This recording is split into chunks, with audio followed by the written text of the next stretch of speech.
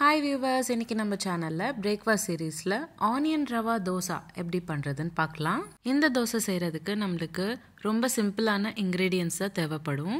சின்னவங்கலேருந்து பெரியவங்க வரைக்கும் விரும்பி சாப்பிட்ற இந்த ரெசிபி எப்படி செய்கிறதுன்னு இப்போ பார்க்கலாம். முதல்ல ஒரு பாத்திரத்தில் 1 கப் அளவுக்கு ரவை சேர்த்துக்கோங்க. நான் இன்றைக்கி ரோஸ்டட் ரவா சேர்த்துருக்கேன். கூடவே 3 கப் அளவுக்கு ரைஸ் ஃப்ளோர் அரிசி மாவு சேர்த்துக்கோங்க. அடுத்ததாக 30 கிராம் அளவுக்கு மைதா சேர்த்துக்கிறேன். இது ஆப்ஷனல், நீங்கள் தேவைப்பட்டால் சேர்த்துக்கலாம், இல்லைன்னா நீங்கள் ஸ்கிப் பண்ணிக்கலாம். மைதா சேர்த்துக்கிட்டிங்கன்னா தோசை நல்லா மொறுமொறுன்னு வரும்.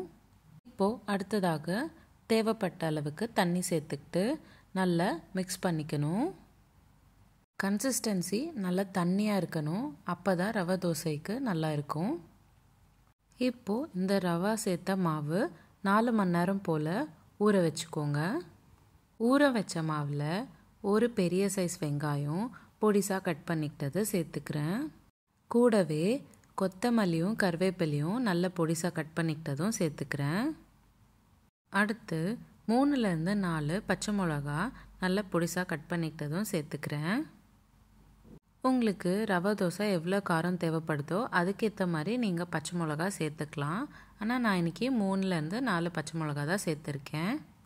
கூடவே 1 ஸ்பூன் உப்பு, 1 ஸ்பூன் ஜீரகம், 1 ஸ்பூன் மிளகு, இது எல்லாத்தையும் சேர்த்துக்கிட்டு நல்லா மிக்ஸ் பண்ணிக்கணும். நல்லா கலந்து விட்டக்கப்புறம் ரவை தோசை நம்ம சுட்டுக்கலாம். நான் இப்போது உங்களுக்கு சொன்ன எல்லா இன்க்ரீடியன்ட்ஸ் நீங்கள் மாவு ஊற வைக்கிறப்போ கூட சேர்த்துக்கலாம்.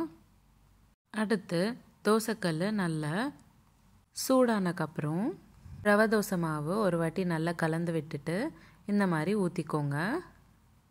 2 பக்கமும் நல்லா திருப்பி விட்டுட்டு வேக வச்சுக்கணும். அவ்வளோதான், சிம்பிள் அண்ட் ஈஸியாக ஆனியன் ரவா தோசை ரெடி ஆயிடுச்சு.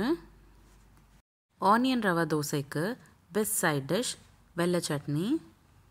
எங்கள் வீட்டில் நாங்கள் பெரும்பாலும் ரவை தோசைக்கு இட்லி மிளகா பொடி தொட்டுட்டு சாப்பிடுவோம். அந்த காம்பினேஷனும் ரொம்ப நல்லாயிருக்கும். நீங்களும் உங்கள் வீட்டில் இந்த ரெசிபி ட்ரை பண்ணிவிட்டு எப்படி இருந்ததுன்னு கமெண்ட் பாக்ஸில் கமெண்ட் பண்ணுங்கள். உங்களுக்கு இந்த வீடியோ பிடிச்சிருந்தால் லைக் பண்ணுங்கள், ஷேர் பண்ணுங்கள். இதே மாதிரி டெய்லி ஒரு ரெசிபி பார்க்குறதுக்கு என்னோடய சேனல் சப்ஸ்கிரைப் பண்ணிக்கோங்க. மீண்டும் சந்திப்போம் ஒரு சுவையான ரெசிபியுடன். தேங்க்யூ.